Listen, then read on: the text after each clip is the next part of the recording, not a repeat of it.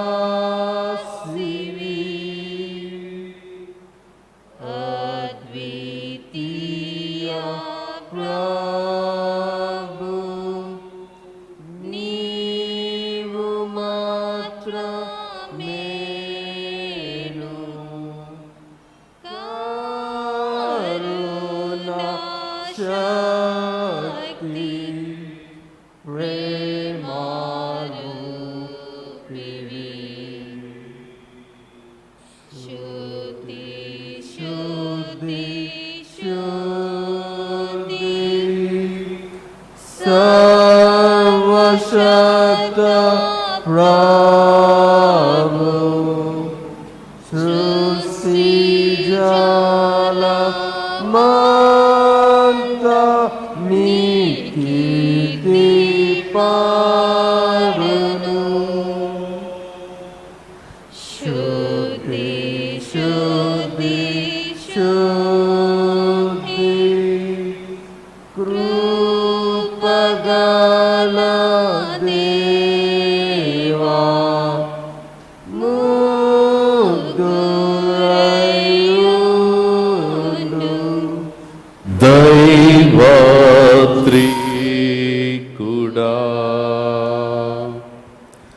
అలాగే నిలుచొని ఉండగా ఆరాధన క్రమ పుస్తకంలో నుంచి 17వ పుటలో ఉన్నటువంటి 2వ ఆరాధన క్రమమును అనుసరించుదము. దేవుని ఆరాధించుదము. దేవుడు ఆత్మ గనక ఆయనను ఆరాధించువారు ఆత్మతోనూ సత్యముతోనూ ఆరాధింపవలెను. మన తండ్రి అయిన దేవుని నుండి ప్రభు అయిన యేసు క్రీస్తు నుండి కృపా సమాధానములు మీకు కలుగునుగాక. ఇది యెహోవా ఏర్పాటు చేసిన దినము, దీని యందు మనం ఉత్సహించి సంతోషించెదము. ఓ ప్రభువా, మా పెదవులను తెరువుము. అప్పుడు మా నోరు నీ స్తుతిని ప్రచురపరచును. తండ్రికి నీ కుమారునికి నీ పరిశుద్ధాత్మకును మహిమ కలుగునుగాక. ఆది అందును ఇప్పుడును ఎల్లప్పుడూ ఉండునట్లు యుగయుగములు కలుగునుగాక. ఆమేన్. తండ్రి అయిన దేవా, నీ శక్తి వలను జ్ఞానం వల్లను సమస్తమును సృష్టించినందుకును నీ కుమారుని మా రక్షకునుగా ఇచ్చటం వల్ల లోకమును ఎంతో ప్రేమించినావని రుజువుపరిచినందుకు నేను స్తుతించుచున్నాం. కుమారుడు అయిన దేవా, మా అపరాధం నిమిత్తం అప్పగింపబడిన నీవు తిరిగి లేచడం వల్ల మమ్మల్ని నీతిమంతులుగా చేయుటకు పాపము తప్ప అన్ని విషయంలో మా వల్ల చేయబడినందులకై నేను స్తుతించుచున్నాం. పరిశుద్ధాత్ముడవైన దేవా, స్వచ్ఛమంతులలోనికి నడిపించి మా హృదయంలో దేవుని ప్రేమను కుమ్మరించినందుకై నేను స్తుతించుచున్నాం.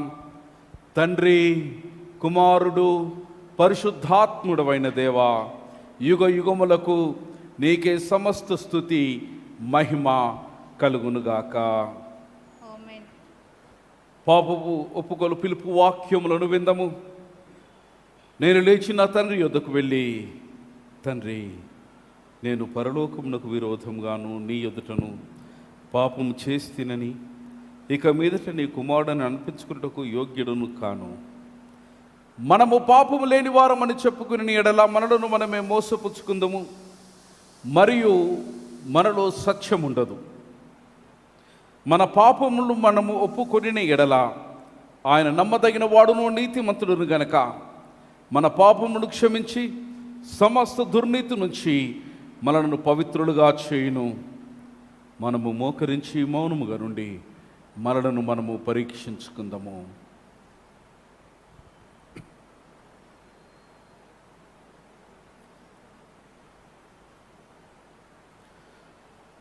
సర్వశక్తిగల దేవుని ఎదుట మన పాపములను వినయముతో ఒప్పుకుందాము. సర్వశక్తియు మిక్కిలి కనికరం గల తండ్రి, తప్పిపోయిన గొర్రెవలే మేము నీ మార్గములు తప్పి తిరిగితిమి. మా హృదయముల ఆలోచనలను ఆశలను మిక్కిలి అనుసరించితిమి. నీ పరిశుద్ధమైన ఆజ్ఞలను మీరితిమి. మేము చెయ్యవలసినవి చెయ్యక చెయ్యరానివి చేస్తిమి. మాలో క్షేమం ఏమీ లేదు. అయినను మా ప్రభు అయిన క్రీస్తు యేసు ద్వారా నీవు మనుష్యులకు తెలియజేసిన వాగ్దానముల ప్రకారం ఓ ప్రభువా, పాప పీడితులమైన మమ్మను కరుణింపుము. ఓ దేవా, తమ తప్పిదములు ఒప్పుకొని వారిని కాయము. పశ్చాత్తాపపడు వారిని తిరిగి చేర్చుకొనుము. మరియు మిక్కిలి కనికరం గల తండ్రి, నీ పరిశుద్ధ నామమునకు మహిమ కలుగులాగున మేమిక భక్తి, నీతి, సుబుద్ధులతో జీవించులాగున ఆయన నిమిత్తము దయచేయుము. ఆమేన్. సర్వశక్తియు కనికరం గల దేవుడు మన సమస్త పాపములను క్షమించి వారి నుంచి మనల్ని విడుదల చేసి మన నడతను దిద్దుకొనుటకు తగిన సమయం దయచేసి పరిశుద్ధాత్మ యొక్క కృపయు ఆదరణయు మనకు అనుగ్రహించునుగాక. ఆమెన్. దయచేసి కూర్చునండి. తిరిగి మనందరం కలిసి తెలుగు క్రైస్తవ కీర్తన పుస్తకంలో నుంచి 21వ కీర్తన పాడుకున్నట్టు ద్వారా దేవుని మహిమపరచుదాం. త్రిత్వమై నిత్యత్వముని కత్వమగు దేవా, నీ సత్య సామర్థ్యత్వములో నిజ తత్వము గణించి నేను నిత్యము స్తుతించదు. 21వ కీర్తన కలిసి పాడుకుందాం.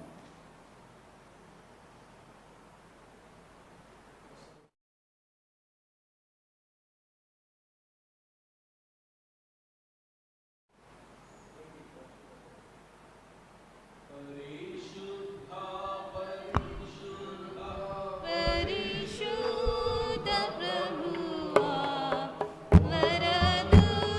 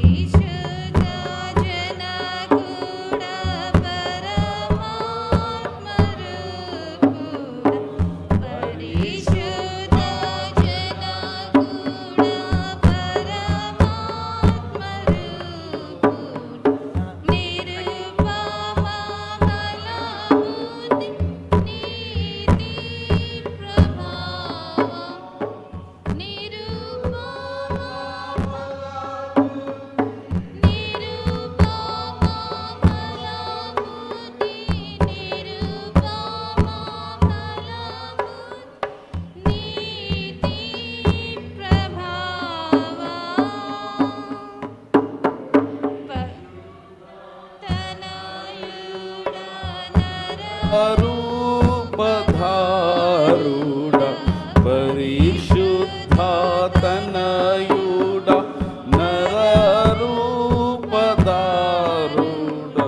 నరులను రక్షించు కరుణా సముద్ర నరులను రక్షించు నరులను రక్షించు నరులను రక్షించు కరుణా సముద్ర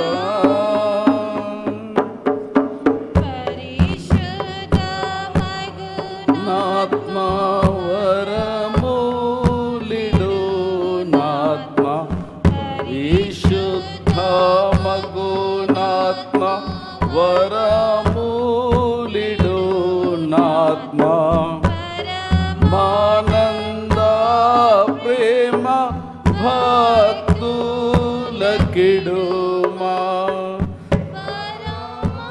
నంద ప్రేమ పరమానంద ప్రేమ పరమానంద ప్రేమ భక్తులకిడుమా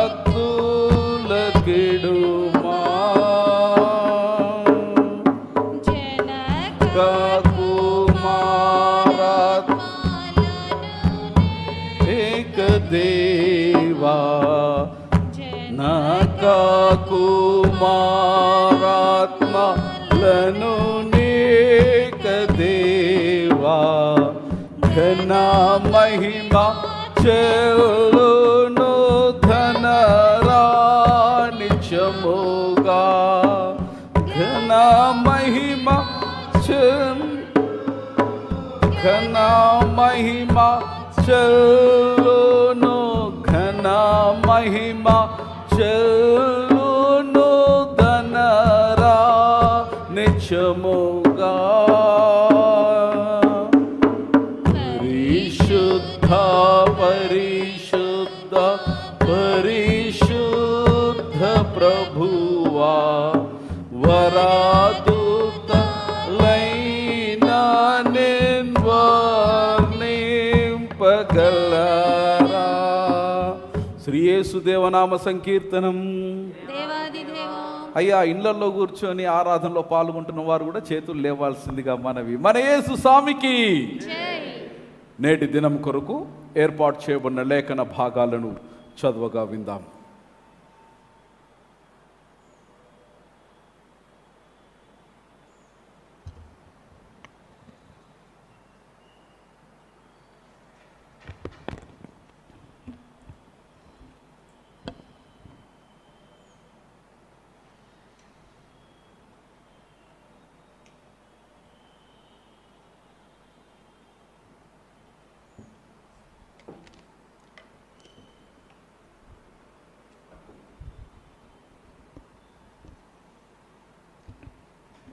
ఈ దినము కొరకై ఏర్పాటు చేయబడిన పాత నిబంధన పాఠము ఆదికాండము 1వ అధ్యాయము 1వ వచనము నుండి 28 వచనాలు.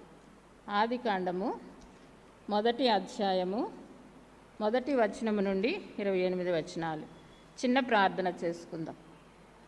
పరమందు ఆసనుడు అయిన మా పరలోకపు తండ్రి, దయగల మా నాయన, ప్రేమగల మా ప్రభువా, నీ నామానికి అనేక వేల స్తుతులు స్తుతులు స్తుతులు స్తోత్రములు నాయన.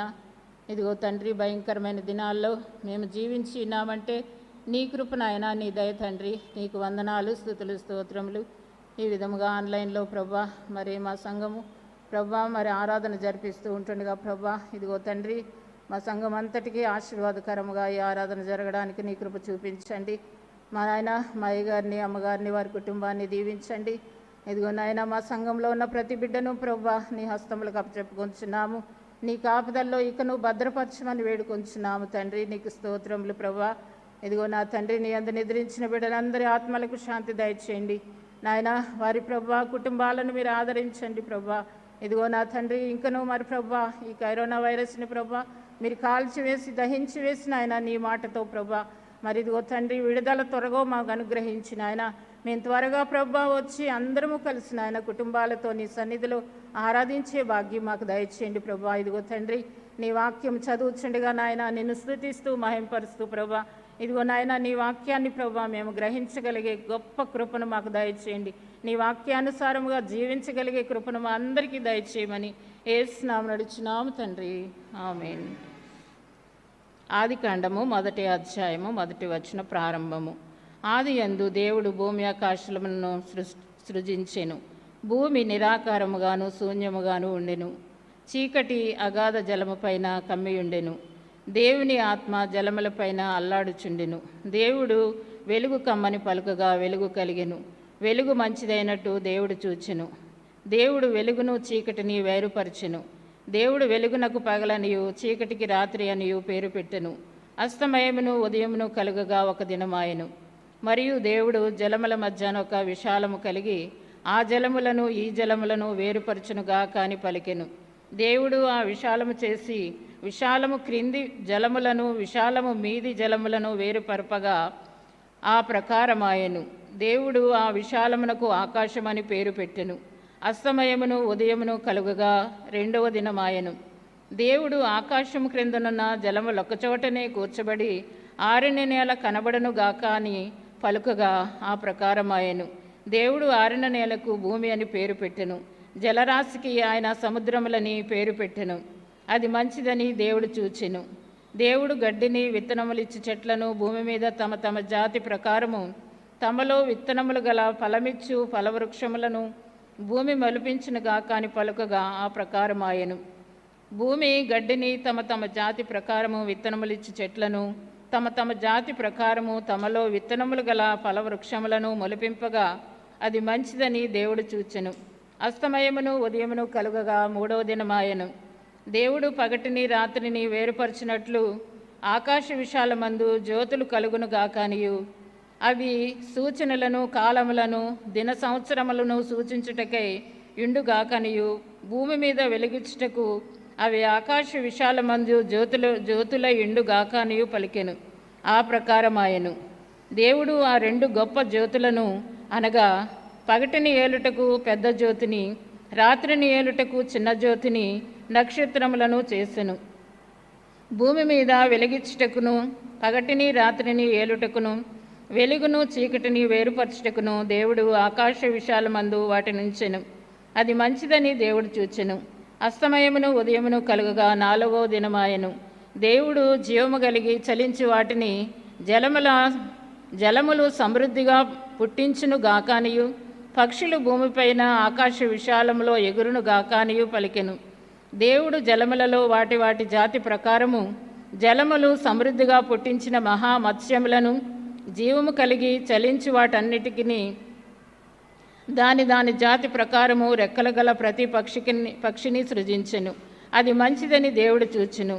దేవుడు మీరు ఫలించి అభివృద్ధి పొంది సముద్ర జలములలో నిండి ఇండుడని పక్షులు భూమి మీద విస్తరించును గాకానియు వాటిని ఆస్వాదించెను. అస్తమయమును ఉదయమును కలుగగా 5వ దినమాయెను. దేవుడు వాటి వాటి జాతి ప్రకారము జీవము గల వాటిని అనగా వాటి వాటి జాతి ప్రకారము పశువులను పురుగులను అడవి జంతువులను భూమి పుట్టించుగాక అని పలికెను. ఆ ప్రకారమాయెను. దేవుడు ఆయా జాతుల ప్రకారము అడవి జంతువులను ఆయా జాతుల ప్రకారము పశువులను ఆయా జాతుల ప్రకారము నేలను ప్రాకు ప్రతి పురుగును చేసెను. అది మంచిదని దేవుడు చూచెను.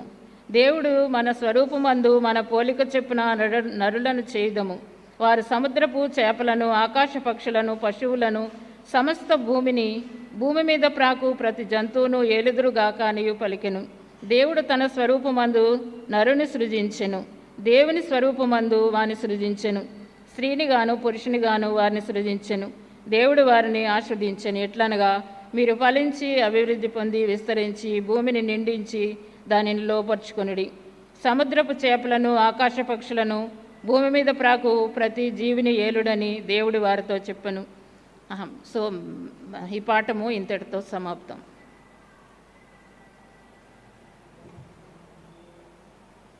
ఉత్తర ప్రత్యుత్తరంలో పాఠము చదివించబడు.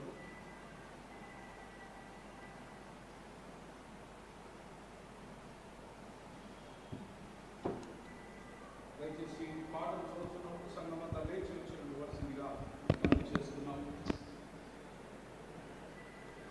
ఈ దినమునకై ఉత్తర ప్రత్యుత్తర భాగముగా దావీదు రాసిన 2వ కీర్తన చదువుకుందాము. ఈ దినమునకే ఏర్పరచబడిన ఉత్తర ప్రత్యుత్తర భాగముగా దావీదు రాసిన కీర్తన 2వ కీర్తన చదువుకుందాము. అన్యజనులు ఏల గల్లత్తు చేయుచున్నారు, జనములు ఏల వ్యర్థమైన దానిని తలంచుచున్నవి. వారి పాశములను మన యుద్ధ నుండి పారవేయదం రండి అని చెప్పుకొనుచు భూరాజులు యెహోవాకును ఆయన అభిషిక్తునికి విరోధముగా నిలవబడుచున్నారు. ఏలికలు ఏకీభవించి ఆలోచన చేయుచున్నారు. ఆకాశమందు ఆసీనుడగు వాడు నవ్వుచున్నాడు, ప్రభువు వారిని చూచి అపహసించుచున్నాడు. ఆయన ఉగ్రుడై వారితో పలుకును, ప్రచండ కోపము చేత వారిని తల్లడింపచేయును. నేను నా పరిశుద్ధ పర్వతమునైన సియోను మీద నా రాజును ఆసీనుడిగా చేసి ఉన్నాను. కట్టడను నేను వివరించెదను. యెహోవా నాకు ఇలాగు సెలవిచ్చెను, నీవు నా కుమారుడు, నేడు నిన్ను కనియున్నాను. నన్ను అడుగుము, జనములను నీకు స్వాస్థ్యముగాను భూమిని దిగంతముల వరకు స్వత్తుగాను ఇచ్చేదను. ఇనుపదండముతో నీవు వారిని నలుగగొట్టదుకుండను, పగలగొట్టినట్టు వారిని ముక్క చెక్కలుగా పగలగొట్టి చదువు. కాబట్టి రాజులారా వివేకులయుండుడి, భూపతులారా బోధనొందుడి. భయభక్తులు కలిగి యెహోవాను సేవించుడి, గడగడ వణుకుచు సంతోషించుడి. ఆయన కోపము త్వరగా రగులుకొనును, కుమారుని ముద్దు పెట్టుకునుడి, లేని ఎడలా ఆయన కోపించును. అప్పుడు మీరు త్రోవ తప్పి నశించెదరు, ఆయనను ఆశ్రయించు వారందరూ ధన్యులు. ఇంతటితో చదవాల్సిన ఉత్తర ప్రత్యుత్తర భాగం సరి. దయచేసి కూర్చునండి. పత్రికల పాఠము చదివి వినిపించబడును.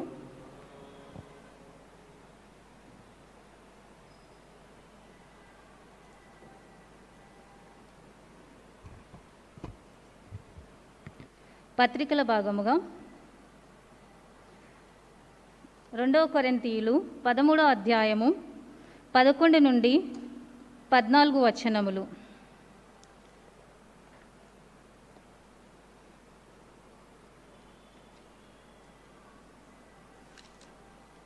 పత్రికల భాగముగా అపోస్తులుడైన పౌలు 2 కొరింథీయులు 13వ అధ్యాయము 11వ వచనము నుండి ప్రారంభం. తుదకు సహోదరులారా, సంతోషించుడి, సంపూర్ణులైయుండుడి, ఆదరణ కలిగియుండుడి, ఏక మనస్సు గలవారైయుండుడి, సమాధానముగా ఉండుడి. ప్రేమ సమాధానములకు కర్తయగు దేవుడు మీకు తోడైయుండును. పవిత్రమైన ముద్దు పెట్టుకొని ఒకరికి ఒకరు వందనములు చేసుకొనుడి. పరిశుద్ధులందరూ మీకు వందనములు చెప్పుచున్నారు. ప్రభువైన యేసుక్రీస్తు కృపయు, దేవునికి ప్రేమయు, పరిశుద్ధాత్మ సహవాసమును మీకందరికీ తోడయుండునుగాక. ఇంతటితో పత్రికల భాగం సమాప్తం.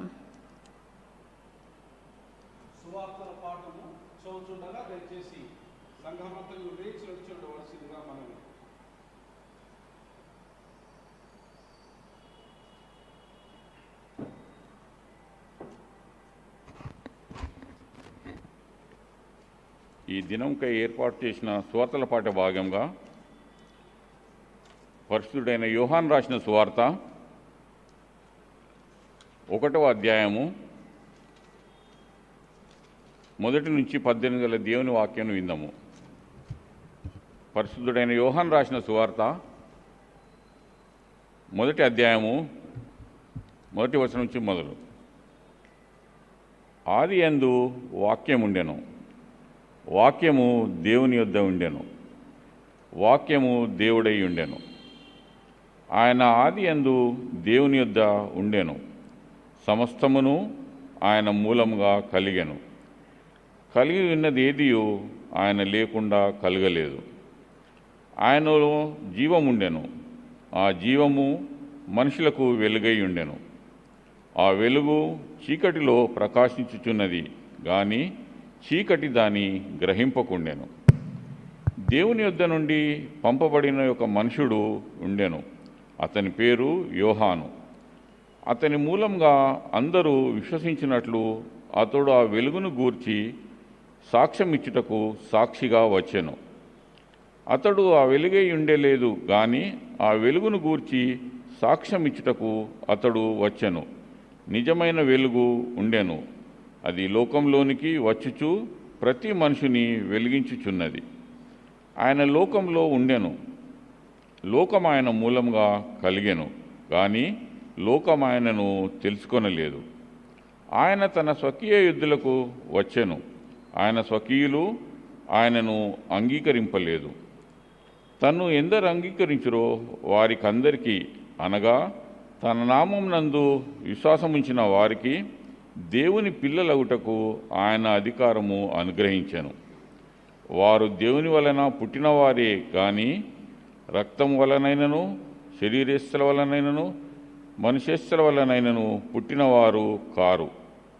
ఆ వాక్యము శరీరధారి అయి కృపాసత్య సంపూర్ణుడుగా మన మధ్య నివసించెను. తండ్రి వలన కలిగిన అద్వితీయ కుమారుని మహిమ వలె మనము ఆయన మహిమను కనుగొంటిమి. యోహాను ఆయనను గూర్చి సాక్ష్యమిచ్చుచు, నా వెనుక వచ్చువాడు నాకంటే ప్రముఖుడు గనుక ఆయన నాకంటే ముందటివాడాయననియు, నేను చెప్పినవాడు ఈయనే అనియు ఎలుగెత్తి చెప్పెను. ఆయన పరిపూర్ణతలో నుండి మనమందరము కృప వెంబడి కృపను పొందితిమి.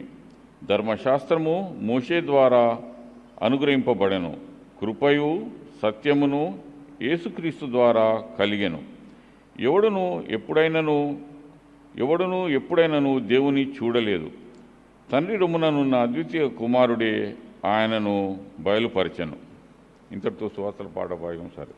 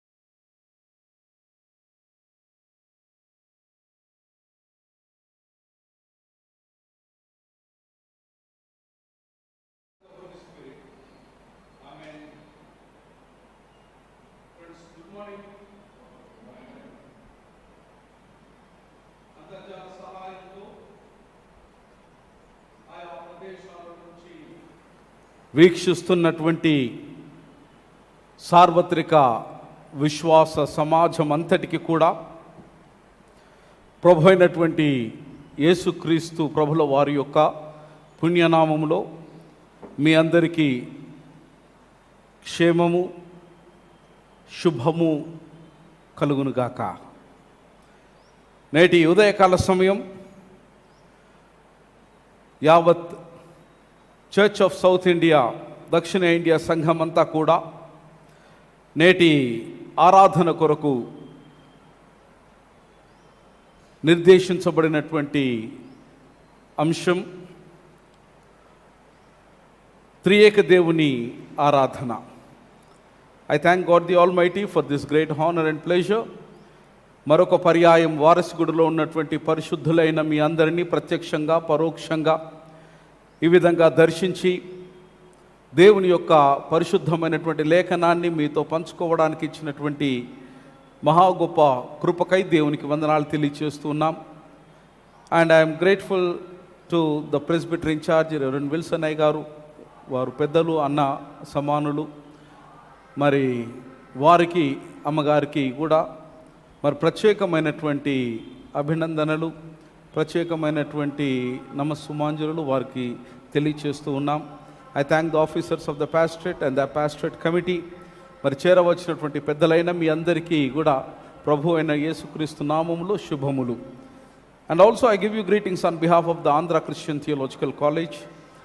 మరి వేదాంత విద్యలో 50 సంవత్సరాలకు పైచులకు 2 రాష్ట్రాలలో అత్యున్నతమైనటువంటి మహా గొప్ప పరిచర్యకు మరి నునర్చి వేల మంది యాజకులను సిద్ధపరిచేటువంటి క్రమాన్ని భుజాలకు ఎత్తుకొని దిగ్విజయంగా మరి 50 వసంతాలకు పైబడి చేస్తున్నటువంటి ఆ చారిత్రాత్మకమైనటువంటి కళాశాల అంతటి పక్షంగా కూడా నేను మీకు వందనాలు తెలియచేస్తూ ఉన్నాను. మరి ఈ ఉదయకాల సమయం మనకి ఇవ్వబడినటువంటి ప్రత్యేకమైనటువంటి అంశం చాలా వ్యక్తిగతంగా మరి నేను 54 ఆదివారాలలో ఏ అంశానికి కూడా జంకను జడియను, కానీ ఒకే ఒక అంశానికి ప్రతి సంవత్సరం నేను పడినంత భయం బహుశా ఎవరు పడరేము. ఇటు అంశాన్ని ప్రసంగం చేయడానికి సర్వదా నేను తప్పించుకునే ప్రయత్నం చేస్తా, కానీ దైవ సంకల్పం తెలియదు, ఈ అంశాన్ని తప్పించుకోజాలడం నా తరము కాలేదు ఈ సంవత్సరం. Because it is such a beautiful and an in depth, intense, immense, లోతైనటువంటి భావ గర్భితమైనటువంటి భగవంతుని యొక్క పరిపూర్ణమైనటువంటి ప్రత్యక్షత కలిగినటువంటి ఏకైక అంశం. నాకు తెలిసినంత మట్టుకు ఈ అంశమునకు పూర్ణమైనటువంటి న్యాయాన్ని సమకూర్చగలిగినటువంటి దిగ్గజులు ఎవరైనా ఉన్నారు అని అంటే పూర్వీకులు ప్రభునందు నిద్రించిన పరిశుద్ధులు విక్టర్ ప్రేమ్ సాగర్ తండ్రి గారు. వారు ఒక్కరే నాకు తెలిసినంత మట్టుకు ఈ అంశమునకు పరిపూర్ణమైనటువంటి పరమార్థాన్ని ప్రజలకు అందజేయగలిగినటువంటి సామర్థ్యం కలిగినటువంటి వారు. నేటి అంశం మనకివ్వబడింది త్రియేక దేవుని యొక్క ఆరాధన. ఇంగ్లీష్లో, ఆంగ్ల మాధ్యమంలో చాలా చక్కగా ఈ అంశాన్ని ఇవ్వబడినది. తెలుగు తర్జుమాలోనికి వచ్చేసరికి త్రియేక దేవుని ఆరాధన అని అన్నారు, కానీ బహుశా అక్షరార్థంగా ఇట్టి అంశాన్ని అనువదించినచో ఈ అంశం యొక్క భావము బహుశా ఈ విధంగా వినబడుతుందేమో: త్రియేక దేవుని యొక్క మన ఆరాధన అన్నటువంటి భావన వస్తుందేమో అన్నది నా వ్యక్తిగతమైనటువంటి భావన. ఎందుకంటే ఆంగ్లమునందు ఈ అంశము చాలా చక్కగా వర్ణించబడినది. We worship the triune God, we worship the triune God. ప్రసంగములోనికి వెళ్ళకముందు ప్రత్యక్షంగా వీక్షించి విని విశ్వసించడానికి సిద్ధపడినటువంటి, ప్రార్థనాపూర్వకంగా సిద్ధపడినటువంటి విశ్వాస సమాజానికి సేవకుని యొక్క వినమ్రమైనటువంటి మనవి ఏంటనంటే, నేటి ధ్యానాంశము అత్యున్నతమైనటువంటి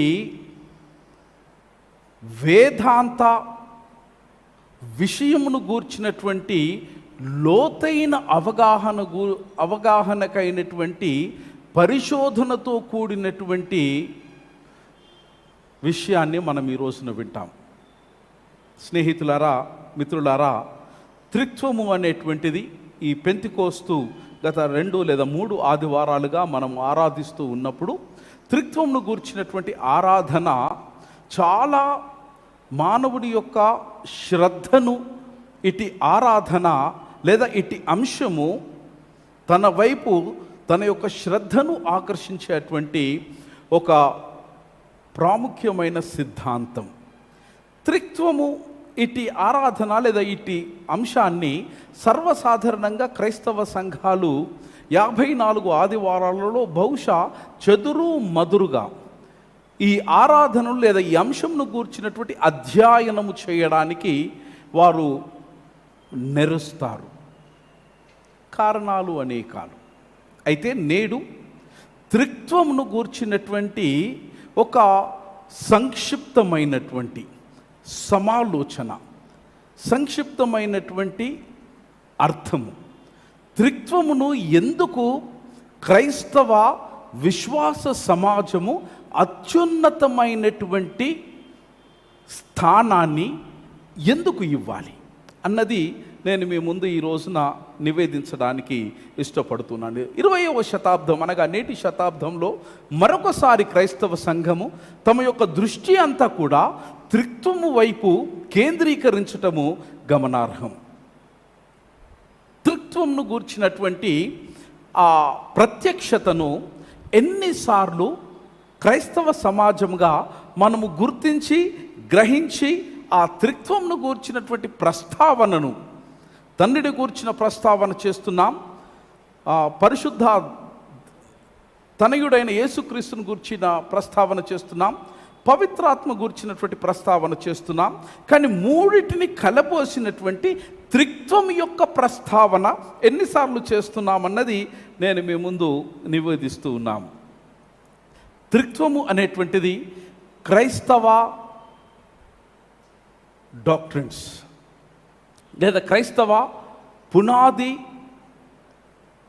వాట్ వి సే సిద్ధాంతాలలో త్రిత్వము ఒక ప్రాముఖ్యమైనటువంటి సిద్ధాంతం. ఇది మర్చిపోవద్దు. త్రిత్వ సిద్ధాంతము లేకుండా క్రైస్తవ్యము రూపకల్పన చేసుకోలేదు. ఇది సర్వసత్యమైనటువంటి అంశం. త్రిత్వము లేకుండా క్రైస్తవ్యము రూపకల్పన చేసుకోలేదు.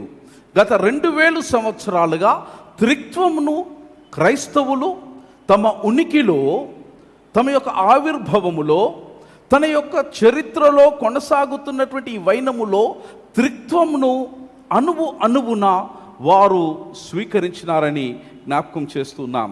సర్వసాధారణంగా త్రిత్వమును గురించినటువంటి ఆలోచన చేసినప్పుడు పాటలలో పాడతాం, త్రిత్వమై నిత్యత్వముండు లేదా పరిశుద్ధ పరిశుద్ధ ప్రభువ అని పాడతాం, లేదా పాపపు ఒప్పుకోలప్పుడు త్రిత్వం గురించిన ప్రస్తావన చేస్తాం, లేదా క్రీడ్స్ విశ్వాస సూత్రాన్ని మనం ఆలోచన చేసినప్పుడు త్రిత్వం గురించినటువంటి ప్రస్తావన చేస్తాం.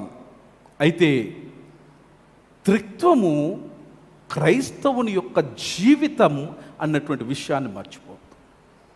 It is not a part of the life. Trinity is a complete of the Christian life. త్రిత్వము క్రైస్తవుని యొక్క పరిపూర్ణమైనటువంటి జీవితము అని మనం మర్చిపోవద్దు. స్నేహితులారా, త్రిత్వము అనేటువంటి ఈ పదం ఆంగ్లంలో దీనిని ట్రినిటీ అని అంటాం. బేసికల్గా ప్రాథమికంగా త్రిత్వం అనేటువంటి ఈ పదం క్రైస్తవ త్రిత్వాన్ని గురించి మనం మాట్లాడుతూ ఉన్నప్పుడు ట్రయాస్ అనేటువంటి గ్రీక్ పదములో నుంచి ఇది ప్రాణము పోసుకుంది. ట్రయాస్ అనే గ్రీక్ పదం నుంచి ప్రాణం పోసుకుంది. ట్రయాస్ అన్నటువంటి భావం ఏంటనగా సెట్ ఆఫ్ 3, 3 కలబోసి ఏకమైన అన్నటువంటి భావం, లేదా ముగ్గురు అన్నటువంటి భావం. ఈ ట్రయాస్ అనే గ్రీక్ పదములో నుంచి ట్రయాడ్ అనేటువంటి ఆంగ్ల పదము కూడా ప్రాణం పోసుకున్నది.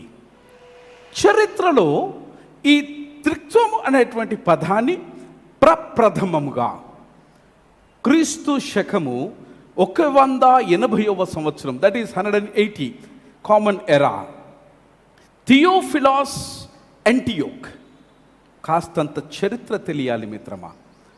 ఎందుకనంటే మన విశ్వాసము చరిత్ర మీద పునాది వేయబడినది. అందుకే నేటి వరకు 2000 సంవత్సరాల అనంతరము కూడా అనేకమైన ఆటుపోట్లకు లోనైనా కూడా క్రైస్తవ విశ్వాసము ఇంకా ఇంకా ఇంకా పటిష్టంగా ఉనికిలో ఉంది అనడానికి బలమైనటువంటి కారణం ఏంటనంటే మన విశ్వాసము చరిత్ర మీద పునాది వేసుకోబడ్డది. ఏ విశ్వాసములో అయితే నీవు నీ యొక్క జీవన ప్రయాణాన్ని సాగిస్తున్నావో ఆ జీవన ప్రయాణము త్రిత్వము అనేటువంటి సిద్ధాంతము మీద నిర్మించబడినటువంటి కారణము చేత త్రిత్వము యొక్క కనీసమైనటువంటి పరిజ్ఞానాన్ని ప్రతి పరిశుద్ధుడు తప్పనిసరిగా నేర్చుకొని తీరాలి. It is a common basic information or the basic knowledge that every Christian is supposed to have. ఇది నాకు తెలుసుకోలేదు, నాకు తెలియదు ఈ సిద్ధాంతం గురించి తెలీదు, దీని యొక్క ఆవిర్భావం గురించినటువంటి ఆనవాలు నాకు తెలియవు అని ఒకవేళ మనం చెప్పినట్టయితే స్నేహితులారా, మన యొక్క విశ్వాసం యొక్క పునాదిని పునఃపరిశీలన చేసుకోవాలి. These are the fundamental ingredients my dear friends. These are the fundamental things that we are supposed to know. Trinity అన్నటువంటి ఈ పదాన్ని మొట్టమొదటిసారిగా క్రీస్తు శకము 180వ సంవత్సరములో థియోఫిలాస్, అంతియోకులో ఉన్నటువంటి థియోఫిలాస్ అనేటువంటి వాడు తొలిసారిగా చరిత్రలో త్రిత్వము అనేటువంటి భావనతో కూడినటువంటి భాష ప్రయోక్తాన్ని చరిత్రకు పరిచయం చేసినాడు. ఇతడు వాడినటువంటి సందర్భం ఏమని అనంటే, when he used the word of Trinity, he meant that Trinity is God. అయ్యా, ఇది సిద్ధాంతం మాట్లాడుతున్న, దయచేసి కాస్తంత మీ యొక్క attention I really seek. When it was first used in the human history I am talking about, అప్పుడు ఈ అంతియోకోస్లో ఉన్నటువంటి థియోఫిలాస్ ఈ ట్రినిటీ అనే పదం వాడినప్పుడు అతని మనోభావనలో ఉన్నటువంటి భాష వెనుక భావము ఏమనగా, త్రిత్వము అనగా దైవము లేదా దేవుడు. 3 పరిభాషలలో ఈ పదాన్ని పరిపరి విధాలుగా ఈ భక్తుడు వర్ణించినాడు. త్రిత్వము అనగా దైవము అన్నాడు. రెండవది త్రిత్వము అనగా దేవుని వాక్కు అని సంబోధించినాడు.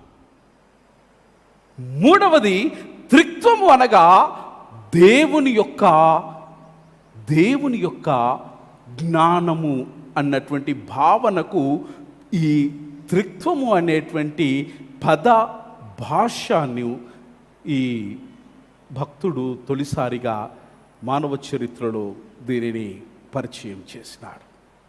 ఏదేమైనప్పటికీ ట్రినిటీ అనేటువంటి ఈ పదం లాటిన్ భాషలో ఉన్నటువంటి ట్రినిటాస్ అన్నటువంటి పదములో నుంచి, ఆ ధాతువులో నుంచి ప్రాణం పోసుకుంది. ట్రినిటాస్ అనగా త్రీనెస్. ట్రినిటాస్ అనగా త్రీనెస్. దీనిని ఇంక కొద్దిగా మనము విపులీకరించినట్టయితే, the property of occurring 3 at once. త్రీనెస్లో ఉన్నటువంటి 3 ఏకకాలములో, జాగ్రత్తగా గమనించాలి. త్రిత్వం అర్థం చేసుకోవడం అంత సులువైనటువంటి అంశం కాదు మిత్రమా. త్రీనెస్ లేదా ట్రినిటాస్ లేదా ట్రినిటీ అన్నటువంటి ఈ భాష పదము వెనుక ఉన్నటువంటి భావము, అర్థము, పరమార్థం ఏంటనంటే, ఇట్ ఈస్ 3 at once. 3గా ఉన్నటువంటిది ఏకకాలముతో, ఏక భావముతో, ఏక కార్యముకై ఏ రకమైనటువంటి విమతములు లేకుండా సమిష్టిగా కలిసి సంఘటితముగా సమాలోచన నేర్పి సమగ్రమైనటువంటి సంపూర్ణత కొరకు ఏకముగా కలిసి ముందుకు సాగిపోవటం అన్నది దీని భావం. I hope I'm clear with this. ఇంకో సింపుల్గా చెప్పాలి అంటే 3 or 1, 3 ఏకం. 3 అయ్యా చెప్పాలి, ఉన్న 4, 5 అయినా చెప్పాలి. మీరు 3 ఏకమై ఉన్నారు. 180 సంవత్సరం తర్వాత దీనిని అధికారికంగా 200వ సంవత్సరం, ఇట్ ఈస్ అ కామన్ ఎరా, టెర్టూలియన్ నీతిమంతుని జ్ఞాపకం చేసుకున్నట ఆశీర్వాదకరం.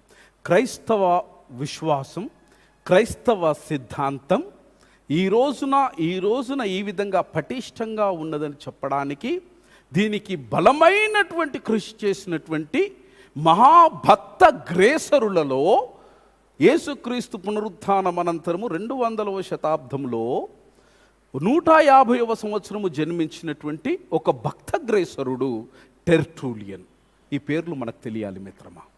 టెర్టూలియన్ అనేటువంటి ఆది క్రైస్తవ సంఘ చరిత్రకారుడు, ఆఫ్రికా ఖండములో ఉన్నటువంటి కార్తేజులో జన్మించినటువంటి వాడు. దేవుని చేత పేరు పెట్టి పిలిచి ఎంపిక చేసుకుని క్రైస్తవులకు అనేకమైన హింసలు కలుగుతూ ఉన్నప్పుడు ఈ టెర్టూలియన్ అనేటువంటి అన్య విశ్వాసములో పుట్టి పెరిగినటువంటి యవన బిడ్డను యేసుక్రీస్తు ప్రభుల వారు పేరు పెట్టి పిలిచి ఆ దినాలలో క్రైస్తవ సంఘ ఇతిహాసము కొరకు మాత్రమే కాక క్రైస్తవ సంఘము వేదాంతము కొరకు క్రైస్తవ సంఘ చరిత్రను భావితరాలకు లిఖించడానికి ఎంపిక చేసుకున్నటువంటి ఒక బహు న్యాయ కోవిదుడు ఈ టెర్టూలియన్. 2 కార్యాలు దేవుడు అన్య జనాంగంలో నుంచి పేరు పెట్టి పిలిచి ఎంపిక చేసుకుని అభిషేకించినటువంటి ఈ వ్యక్తి 2 కార్యాలు చేసినాడు. మొదటిది ఏంటంటే, రోమా ప్రభుత్వంలో ఆది క్రైస్తవ సంఘం అనేకమైనటువంటి న్యాయపరమైనటువంటి చిక్కులలో ఉన్నప్పుడు ఇతడు న్యాయ పట్టములో బహుకోవిదుడు, న్యాయ పట్టాన్ని తీసుకున్నటువంటి వాడు. ఇతడు క్రైస్తవుల కొరకు వ్యాజ్యము చేసి వారి యొక్క నిర్దోషత్వాన్ని ప్రతి నిత్యము ఆయన ప్రచురించి క్రైస్తవులను సంరక్షించినటువంటి పరిశుద్ధుడు టెర్టూలియన్. రెండవది ఏంటంటే, అతడు చేసినటువంటిది ఏంటంటే చాలా పుస్తకాలు రాసినాడు. అతడు రాసినటువంటి పుస్తకాలలో దాదాపు 31 పుస్తకాలు జీవనమైనటువంటి ప్రతి విధమైనటువంటి జీవన శైలి గురించి వ్రాస్తూ క్రైస్తవ ఇతిహాసం గురించి కూడా అతడు వ్రాస్తూ ఉన్నాడు. అతడు అధికారికంగా మొదటిసారి ట్రినిటీ అనే పదాన్ని చరిత్రకు పరిచయం చేసినాడు. That's how the concept of trinity officially came into the existence of the church. Karl Barth, he is a wonderful theologian. ఈ కారల్ బార్త్ ఏమంటాడనంటే, దేవునికి ఏదైనా నామవాచకముతో సంబోధించవలసి వస్తే అది భగవంతునికి మనం ఇవ్వవలసినటువంటి పేరు ఏంటయ్యానంటే త్రిత్వము అని అంటాడు. Karl Barth is a great theologian. ఆయన పేరు ఎత్తకుండా ఆకాశం కింద ఎవరికి కూడా వేదాంతపు పట్ట రాదు. అటువంటి వాడు ఏమంటాడనంటే, దేవుడు యొక్క నామధేయము ఏమని ఎవరైనా అడిగితే దేవుని యొక్క నామధేయము త్రియేక దేవుడు అని సెలవిస్తాడు. మిత్రమా, ఈ టెర్టూలియన్ క్రైస్తవ విమతములు, ఆది క్రైస్తవ సంఘంలో ఏర్పాటు చేసిన విమతములను సమర్థవంతంగా ఎదుర్కొని క్రైస్తవ విశ్వాసాన్ని పటిష్టపరిచినటువంటి వారిలో వారు అగ్రజులు. ఒక చిన్న మాటలో ఈ ట్రినిటీ అనే పదాన్ని మనం ఒకవేళ నిర్వచించవలసి వస్తే, Trinity is composed of the 3 United persons without separate existence.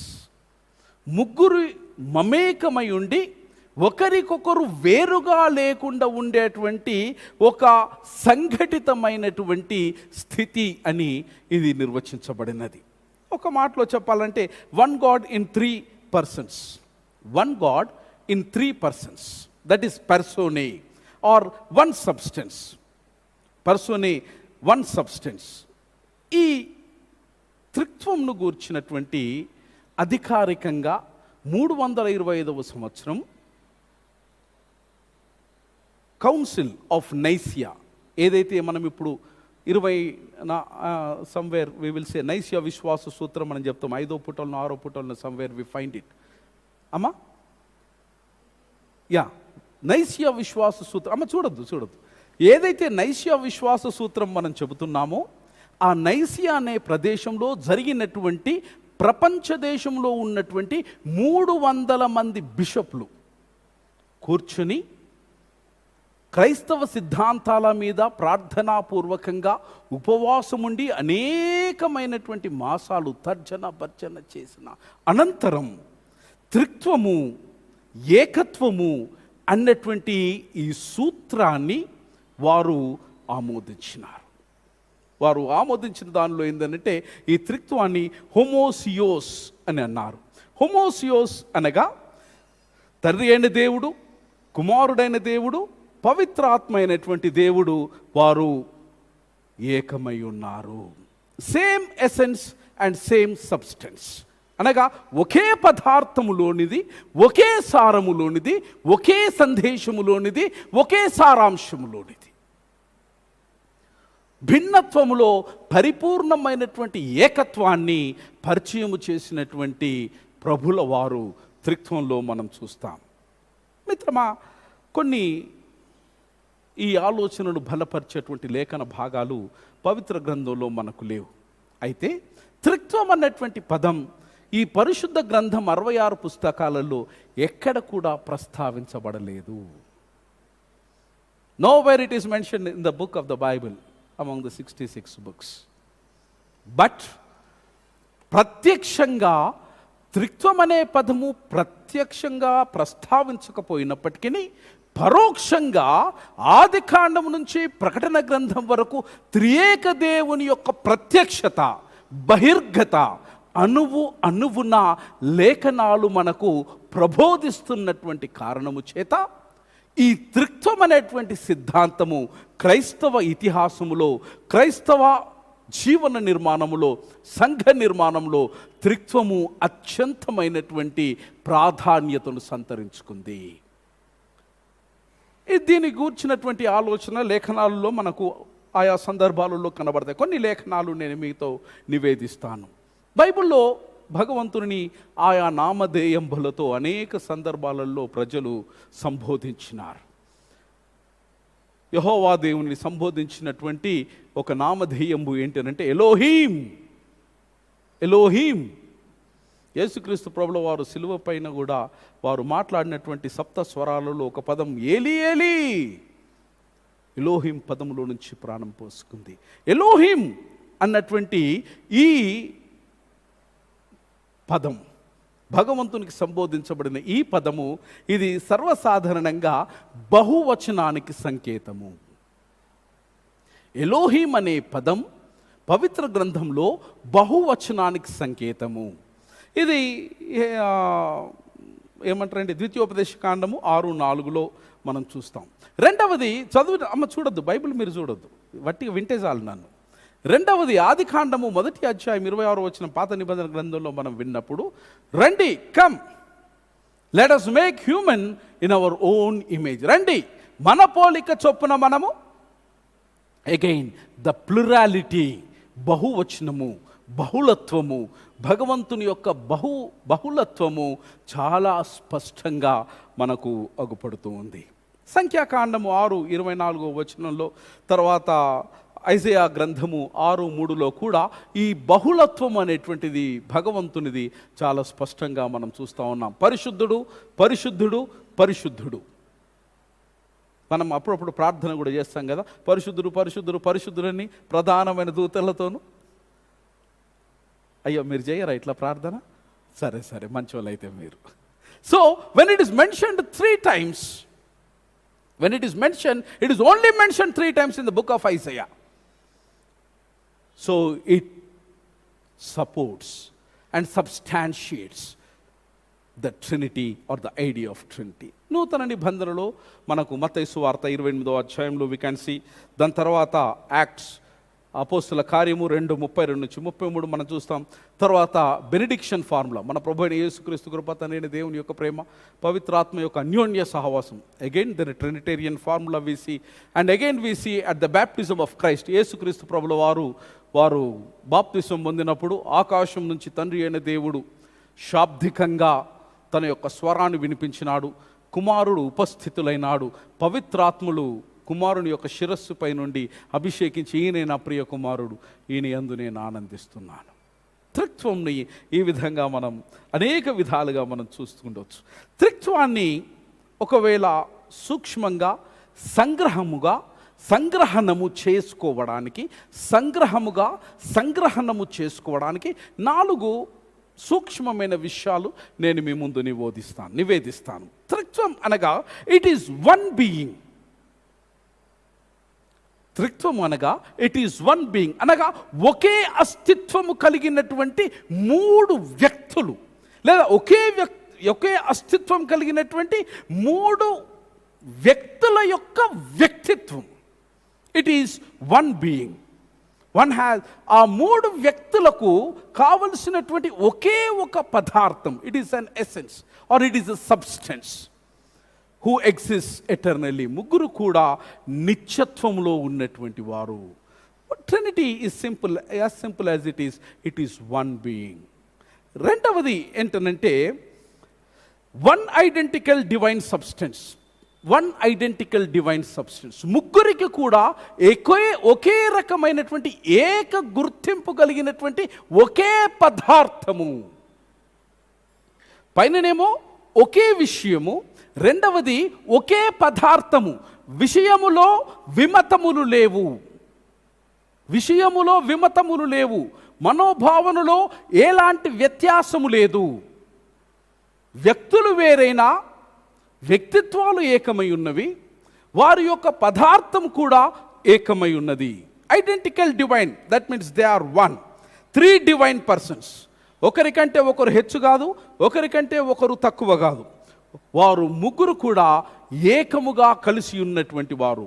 One is one being, second one is one identical divine, and third one is also called as, it is also called as interpenetration of the divine. Interpenetration of the divine, or it can also be called as circumcision of the divine. అనగా దీని భావం ఏంటంటే ఇది it is inter relation, ఒకదానిలో ఒకటి తత్సంబంధము కలిగినటువంటి కలయిక, లేదా ఒకరితో మరొకరు అవగాహన కలిగినటువంటి భాగస్వామ్యం కలిగినటువంటి భగవంతుని యొక్క స్వరూపము. లేదా ముగ్గురు ఒకరిపై మరొకరు సమాంతరంగా సమదృక్పథముతో ఒకరిపై మరొకరు ఆధారపడి అసంపూర్ణము లేకుండా సంపూర్ణతకు శ్రీకారము చుట్టినటువంటి శ్రీమంతుడైన భగవంతుడు. This is the third understanding. And fourth understanding of Trinity is the order of the person. The order of the person.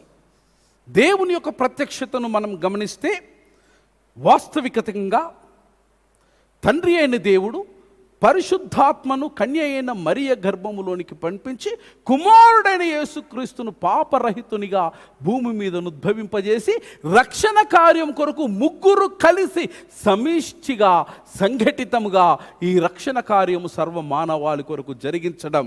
The order of the person is very much reflected. My dear friends, quickly let us look unto the practical implications of the Trinity. వాస్తవికంగా యథార్థంగా త్రిత్వము ఏ విధమైనటువంటి కార్యకలాపాలకు మానవులను ఉద్యుక్తుల్ని చేస్తుంది. How Trinity is being reflected in our every day-to-day life, my dear friends. Unfortunately, we seldom remember, we seldom recognize the work of the Trinity in our lives. Probably we may say God the Father, అయ్యో దేవుడా అంటాం, అయ్యా యేసు ప్రభు అంటాం, అయ్యా దేవుని ఆత్మ అని అంటాం. కానీ ప్రతి దైనందిక జీవితంలో క్రైస్తవుడు త్రిత్వమును ఎన్నిసార్లు సంఘటితముగా గుర్తించి గ్రహించి త్రిత్వము మన కొరకై సలిపినటువంటి కార్యాన్ని నెరపడానికి తన్ను తాను ఉద్యుక్తి పరచుకున్నాడన్నది నేను మీ ముందు నివేదించవలసినటువంటి ఒక సవాలు. How many times have you recognized the work of the Trinity in your personal life I am talking about? How many times the church has taken the mission of Trinity in its ecclesiastical life? And what does exactly the Trinity is asking the church, the individual, to respond? త్రిత్వంలో కొన్ని విషయాలు నేను చెప్పి ముగించి వేస్తాను. మొదటిది, త్రిత్వము మనకు నేర్పినటువంటి గొప్ప సర్వసత్యము ఏంటనంటే ప్రేమ, love. Love, we call it as God is love. మొదటి యోహాను గారు రాసిన మొదటి పత్రిక 4వ అధ్యాయం 8వ వచనంలో దేవుడు ప్రేమ అయి ఉన్నాడు. When we talk about God is love, how are we treating? Are we looking at only యేసుక్రీస్తు యొక్క మూర్తిత్వాన్ని చూసి మనము దేవుడు ప్రేమ అంటున్నామా? లేదా తండ్రి దేవుని యొక్క మూర్తిత్వాన్ని చూసి దేవుని ప్రేమ అంటున్నామా? అలా అనడానికి వీలు లేదు. దేవుడు ప్రేమ అనంటే ఆ ప్రేమ యొక్క మూర్తిత్వం ఏది అంటే తండ్రి అయిన దేవుడు, కుమారుడైన దేవుడు, పరిశుద్ధాత్మ అయిన దేవుడు, త్రియేక దేవుడు యొక్క మూర్తిత్వమే ప్రేమ. దయచేసి తండ్రి, కుమారుడు, పరిశుద్ధాత్ముని ఈ ముగ్గురి యొక్క వ్యక్తిత్వంలో లేదా వ్యక్తిత్వంలో దయచేసి విభాగము తీసుకుని రాకండి. ఒకరి యొక్క వ్యక్తిత్వాన్ని చూసి భగవంతుని నిర్వచించకండి. When you say God is love, according to 1 John 4:8, it means that Trinity is love. Trinity is love. And my dear friends, the love is being emphasized. ఆది క్రైస్తవ సంఘ పితామహులు ఆగస్టిన్ వారు చక్కగా అభివర్ణించినారు. సెయింట్ ఆగస్టిన్ వారు చక్కగా అభివర్ణించినారు. ఏమంటారనంటే ఫాదర్ ఈజ్ ఎ లవర్ అని అంటాడు. ప్రేమను కాంక్షించేవాడు తండ్రి. The son is the beloved. కుమారుడు తండ్రికి అత్యంత ప్రీతిపాత్రమైనటువంటి వాడు. And the spirit, the mutual love, పవిత్రాత్ముడు వీరిరువురి మధ్యలో ఉన్నటువంటి ప్రేమను అన్వయించుకొని ఇరువురిని ప్రేమించేవాడు. కనుక ముగ్గురు కలిసి దేవునిగా ఉన్నటువంటి వారు ప్రేమకు పరిపూర్ణంగా వారు మారినారని చెబుతారు. God is a community of persons. God is a community of persons. దేవుడు ఒక సమాజముగా మనం చూస్తున్నాం. Because we have 3 different persons in it. ఈ ముగ్గురులో ఉన్నటువంటి ఒక ప్రాముఖ్యమైన లక్షణం మనం ఏమి కనుక్కుంటున్నామంటే they have love among us. They have a bond. They have a bond. And it teaches us one of the very important lesson, that is the relational and personal things that we learn from God. బంధాలు, బాంధవ్యాలు, వ్యక్తిత్వాలు, ఒకరి పట్ల మరి ఒకరు హాని కలిగించకుండా, I quote and unquote, ఒకరిపై మరొకరు హాని కలిగించకుండా పరిపూర్ణమైనటువంటి త్రియేక దేవుని మధ్యలో ఉన్నటువంటి ప్రేమను పరిపూర్ణంగా ప్రజలకు అందించడానికి ఈ త్రిత్వం మనకు ఈ రోజున నేర్పిస్తుంది. God is not a solitude God. God is not an isolated God. According to 1 John 4:9-11, God is free to love the world because they loved themselves first. And later on they have asked to love the people. And God has given us a commandment that as I have loved you, నేను మిమ్మల్ని ప్రేమించినట్టుగా మిత్రమా మీరును ఒకరిని ఒకరు బేషరత్తుగా, no condition, because God has an unconditional love for you that you should not forget. Don't put conditions before the people, before you love. No bar, no discrimination. కులమని, మతమని, ప్రాంతమని, ఆర్థికపరమైన వైషమ్యాలని, క్రైస్తవుడని, మరి ఇతర విశ్వాసమని, అలాంటి ఏవి కూడా అవరోధాలు ఉండనటువంటి ఒక కల్మషము లేని, కలత లేనటువంటి ప్రేమను త్రిత్వ దేవుడు మనకు చూపించిన. That is the image of God.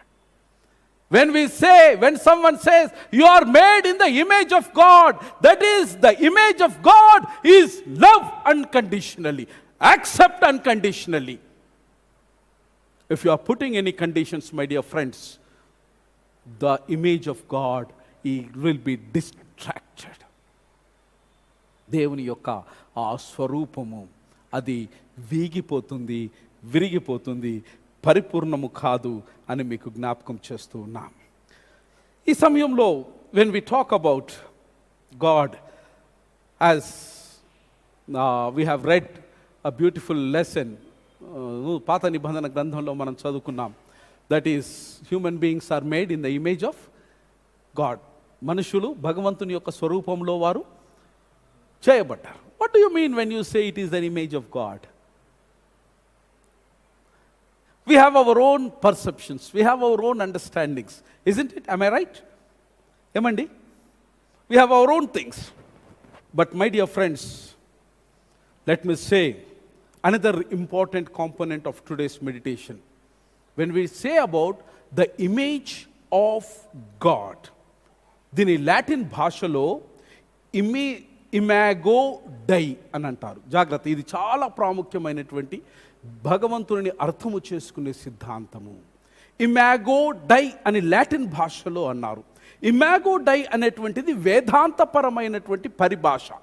జాగ్రత్త, ఇది వేదాంతపరమైనటువంటి పరిభాష. చాలా విశిష్టమైనటువంటి విషయాన్ని విస్పష్టంగా వివరించడానికి వాడబడినటువంటి వేదాంతపదమైనటువంటి పదం ఇమాగో డై. దీని యొక్క భావం ఏంటనంటే, ఇది దృశ్య రూపకంగా లేదా చిహ్న రూపకంగా దేవునికి మానవునికి మధ్యలో ఉన్నటువంటి సంబంధాన్ని గూర్చినటువంటి ప్రస్తావన చేస్తూ ఉన్నది. When it is said in the Bible that God created man in his own image, దేవుడు తన స్వరూపమందు నరుని సృజించను అని సెలవిచ్చినప్పుడు, it does not mean that God is in human form. దయచేసి దేవునిని ఎప్పుడు కూడా ఆంథ్రపోమార్ఫిక్ అనగా మానవ స్వరూపాన్నితో భగవంతుని ఎప్పుడు కూడా మనము మితముగా ఆలోచించరాదు. మానవుడు దేవుని స్వరూపంలో చేయబడ్డాడు. It does not mean that దేవుడు ఇదే రూపంలో ఉన్నాడని భావించడానికి వీలు లేదు. రాదర్, ఇంకో మాటలో చెప్పాలనంటే, humans are in the image of God.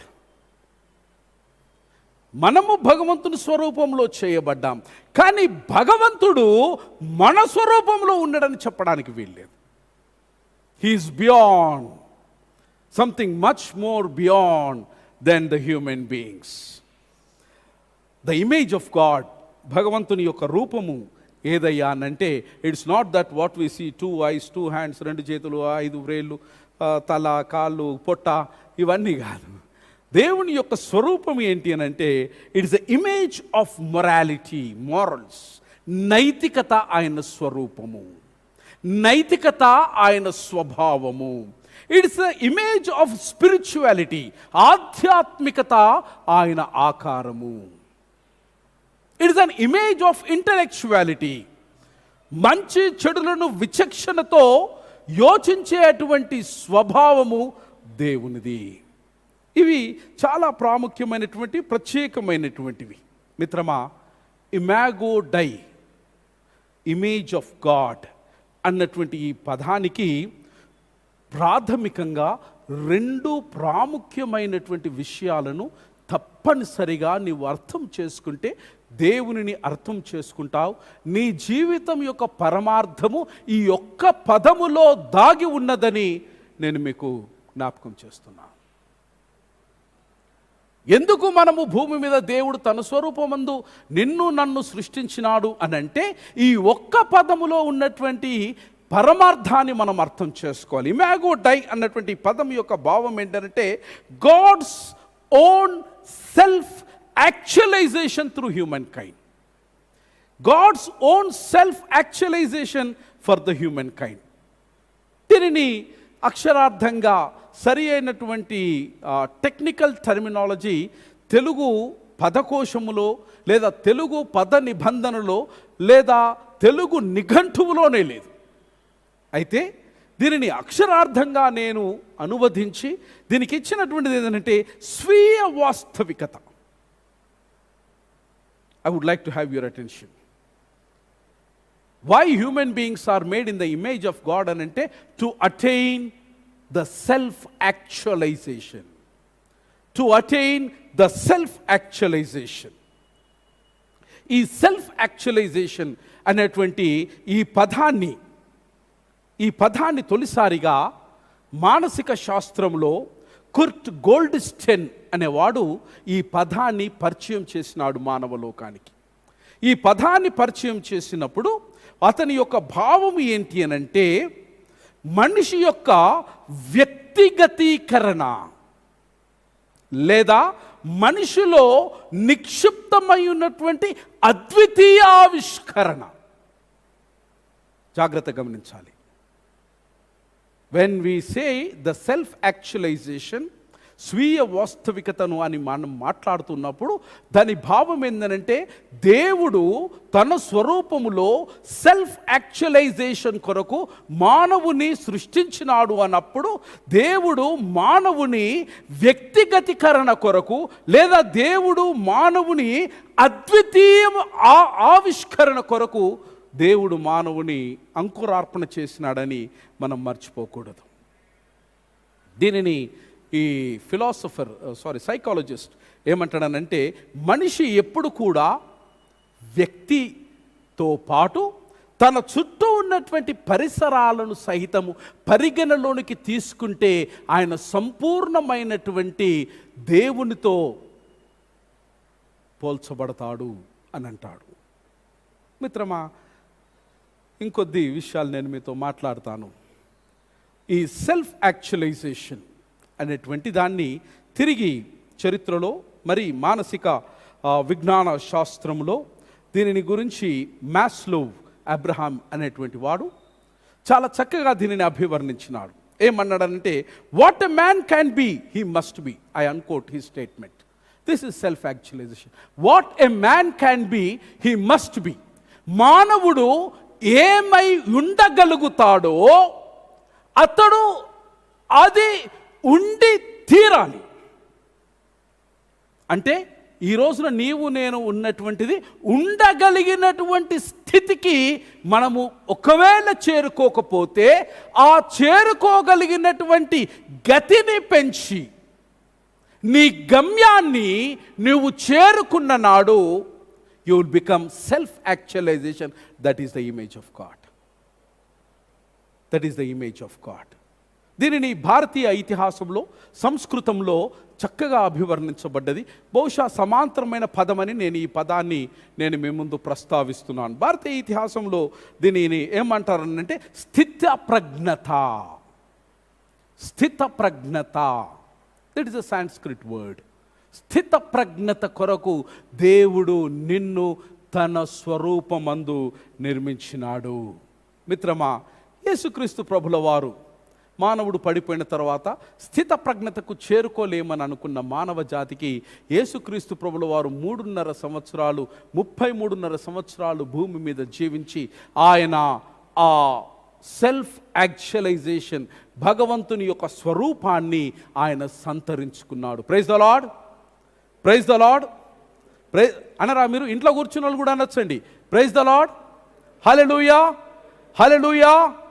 యేసుక్రీస్తు భూమి మీద నీలాగా నాలాగా బ్రతికి స్థిత ప్రజ్ఞతను ఆయన సాధించి, స్థిత ప్రజ్ఞత కొరకు ప్రతి మానవుడు ప్రయాసము చేయవలనని ఆయన బోధించినాడు, జీవించినాడు. ఏ విధంగా స్థిత ప్రజ్ఞత సాధ్యం? How can we really attain the image of God, image డియో అనేటువంటిది ఏ విధంగా మనము సమకూర్చుకుంటాం? మొదటిది ఏంటంటే, మనిషి తన యొక్క ఆధ్యాత్మిక అభ్యాసానికి మనిషి కష్టపడాలి, లేదా ప్రయత్నం చేయాలి, లేదా అభ్యాసం చేయాలి. ఆధ్యాత్మిక అభివృద్ధికి కట్టుబడి ఉండాలి.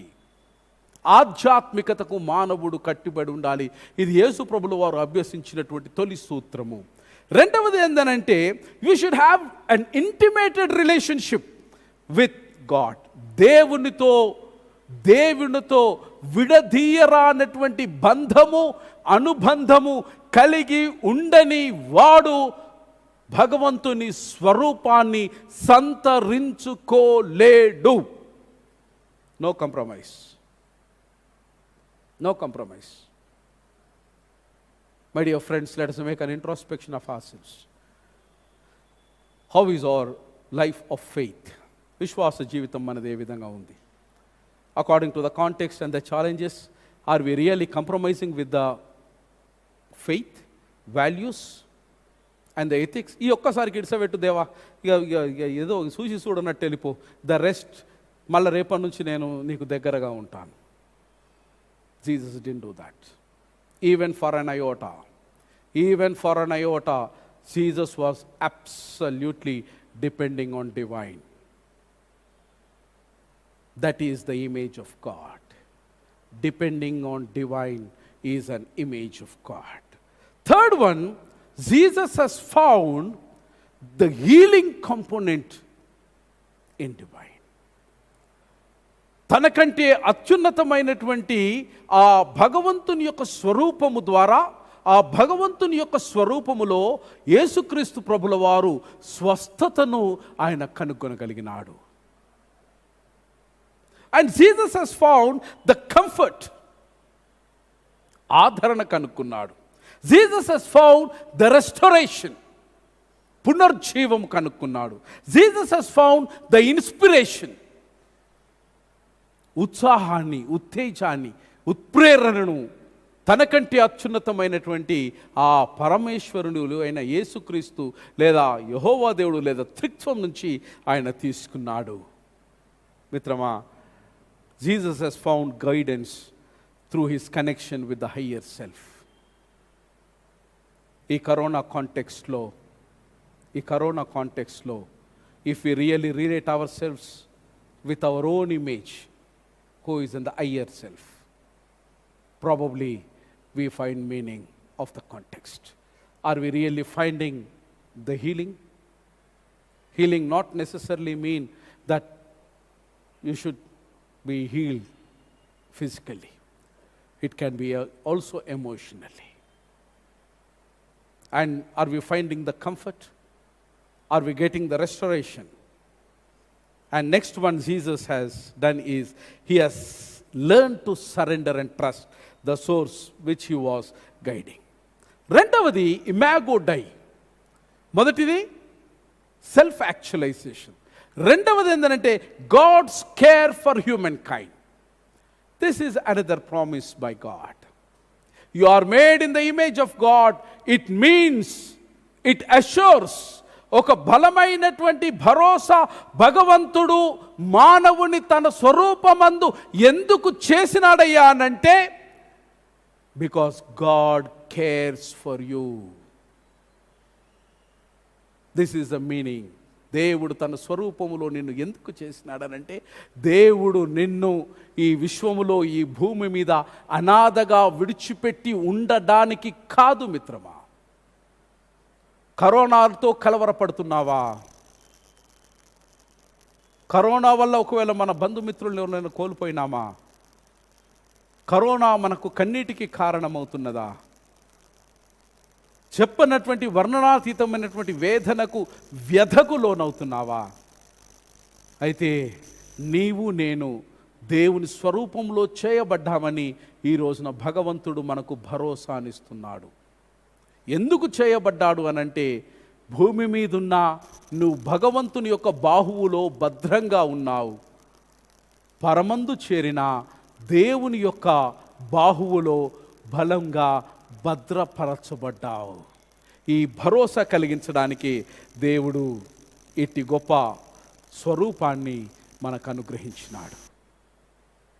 త్రిత్వము భిన్నత్వంలో ఏకత్వాన్ని ప్రబోధిస్తుంది.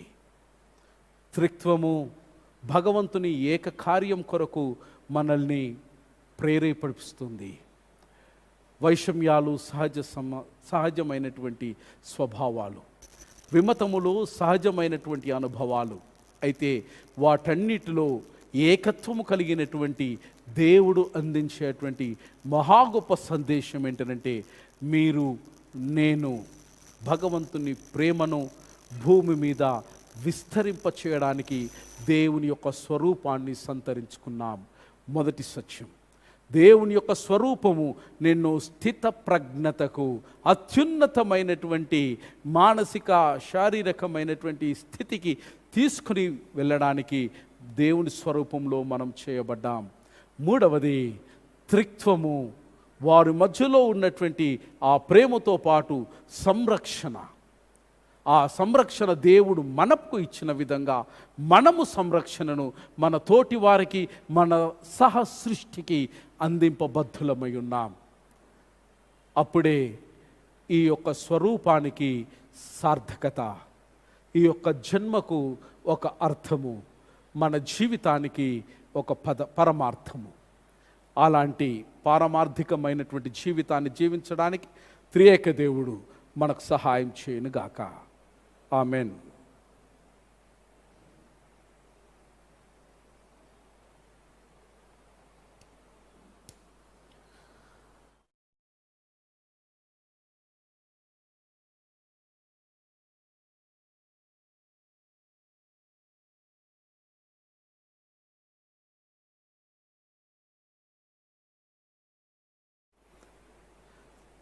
మనమందరము దయచేసి లేచి నిలిచి ఉండి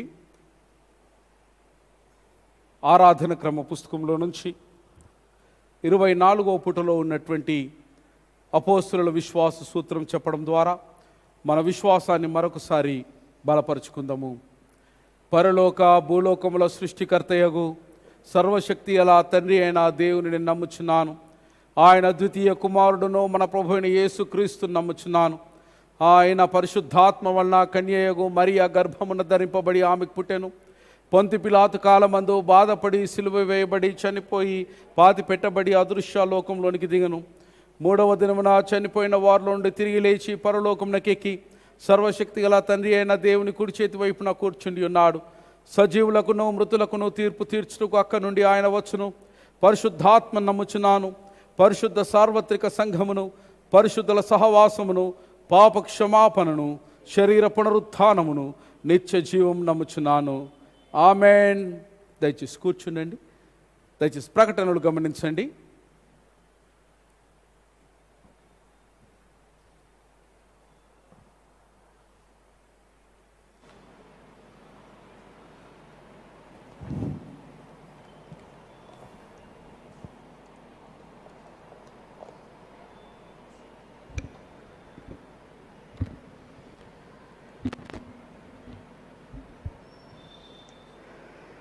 మన ప్రభువును రక్షకుడైన యేసుక్రీస్తు శ్రేష్టమైన నామంలో పరిశుద్ధ సంఘం అంతటికి శుభములు మరియు వందనములు తెలియజేస్తున్నాము.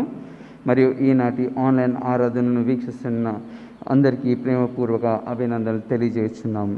దయచేసి ఈనాటి ప్రకటనను గమనించగలరు. ఈనాటి పరిశుద్ధ ఆదివారం త్రియేక దేవుని ఆరాధించుదము అనే అంశంపై మనకి చక్కని వాక్య సందేశం ద్వారా మనమును బలపరిచి మరియు అదే రీతిగా ఇటు ఆరాధనను నిర్వహిస్తున్న ప్రొఫెసర్ రెవరెండ్ రాజేశ్వర్ సాల్మన్ గురువు గారికి మన సంఘ కాపరి తరఫున మరి సంఘ తరఫున మరి కమిటీ పక్షం తరఫున హృదయపూర్వక వందనం తెలియజేస్తున్నాం. Thank you. మన సంఘం దేవుని సేవార్థమై చెల్లించిన కానుకల వివరములు ఈ విధంగా ఉన్నవి. సాధారణ కానుకలు 1240 రూపాయలు. కృతజ్ఞత కానుకలు 27,116 రూపాయలు. దశంభాగం ద్వారా ఆన్లైన్ ట్రాన్స్ఫర్ చేసినవి 48,700. యూకరిస్ట్ ఆరాధనలో చెల్లించినవి 410 రూపాయలు. మొత్తం 77,466 రూపాయలు. వచ్చే ఆదివారం ఆన్లైన్ ఆరాధన ఉదయం 7 గంటలకు నిర్వహించబడును. కావున సంఘమంతయు ఆన్లైన్లో ఆరాధనని వీక్షించవలసిందిగా కోరుచున్నాం. గత వారం పుట్టినరోజు మరియు పెళ్లి రోజు జరుపుకున్న వారి కొరకై మన సంఘ కాపరి తరఫున, కమిటీ సభ్యుల తరఫున, మరి సంఘ సభ్యుల తరఫున పెళ్లి రోజు మరియు పుట్టినరోజు శుభాకాంక్షలు తెలియజేస్తున్నాం.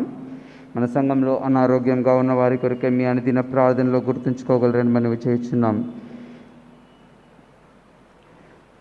మన సంఘ సభ్యులు అల్లు చార్ల్స్ గారు 24 మే తారీఖున ఈ లోక జీవయాత్రను ముగించుకొని ప్రభు శ్రేష్టమైన పిలుపును అందుకొని ఉన్నారు. మరియు వారి కుటుంబం ఆదరణ కొరకు మరియు ఓదార్పు కొరకు మీ అనుదిన ప్రార్థనలో గుర్తుంచుకోగలని మనవి చేస్తున్నాం. మరి ఇంకొక దుఃఖకరమైన వార్త, ఈరోజు దేవరపల్లి ఫ్లోరెన్స్ గారు, మరి వైఫ్ ఆఫ్ దేవరపల్లి ఆనందరావు గారి వైఫ్, మరి ఈరోజు దేవుని సన్నిధిలో అందుకున్నారు, పిలుపుని అందుకొని మరి ఈ లోక యాత్రను ముగించుకొని ఉన్నారు. మరి వారి కుటుంబం ఓదార్పు కొరకై మరి మీ అనుదిన ప్రార్థనలో గుర్తుంచుకోగలని మనం చేస్తున్నాము. తిరిగి మనందరము కలిసి తెలుగు క్రైస్తవ కీర్తన పుస్తకంలో నుంచి 440వ కీర్తన పాడుకుంటూ మన కానుకలను దేవునికి సమర్పించుకుందాం. దయచేసి అందరం లేచి నిలిచి ఉండి ఇట్టి కీర్తన ఆలపించవలసిందిగా మనవి చేస్తున్నాం. పల్లవి 2 చరణాలు మాత్రమే, 440.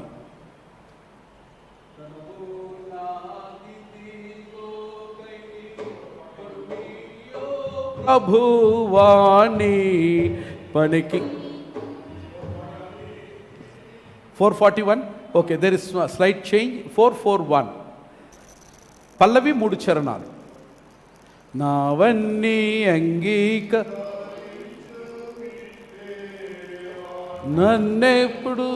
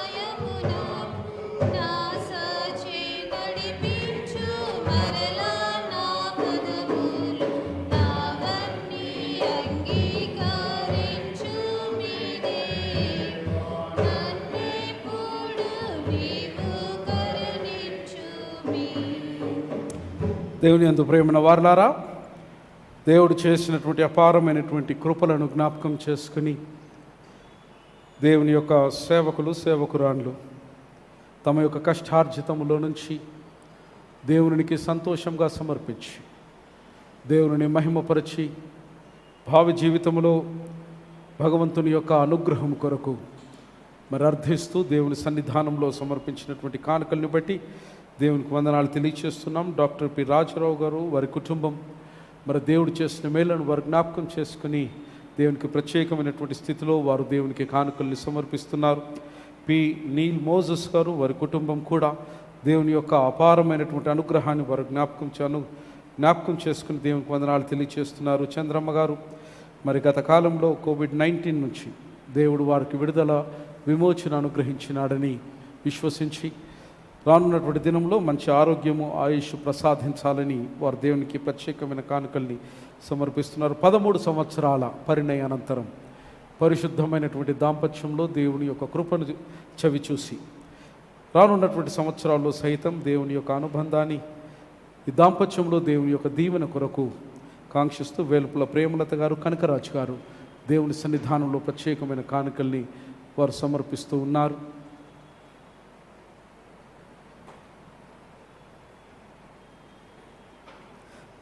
ఆ విధంగానే జన్మదినాన్ని జరుపుకున్నటువంటి దార స్వర్ణ విజయమణి గారు మరి దేవునికి ప్రత్యేకమైనటువంటి స్థితిలో కానుకల్ని సమర్పిస్తున్నారు.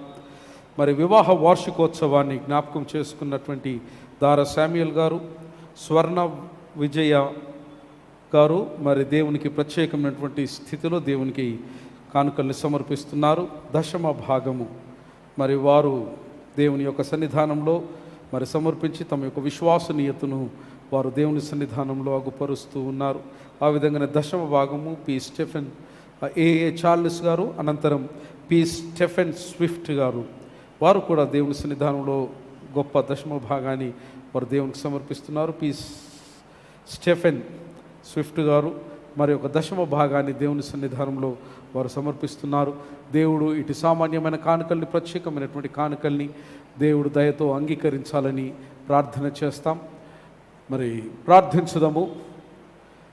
ఓ దేవా, అన్ని మంచి వరములకు దాత నీ జనుల యొక్క ఈ కానుకల్ని దయతో అంగీకరించి వీటిని మమ్మును దీవించి లోకమంతట సమాధానము దయను విస్తరింపచేయమని మా ప్రభు అయిన యేసుక్రీస్తు ద్వారా నిన్ను బతిమాలుకొనుచున్నాము.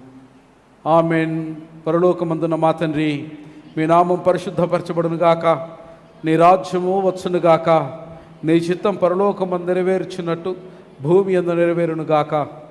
మా అనుదిన ఆహారం నేడు మాకు దయచేయం.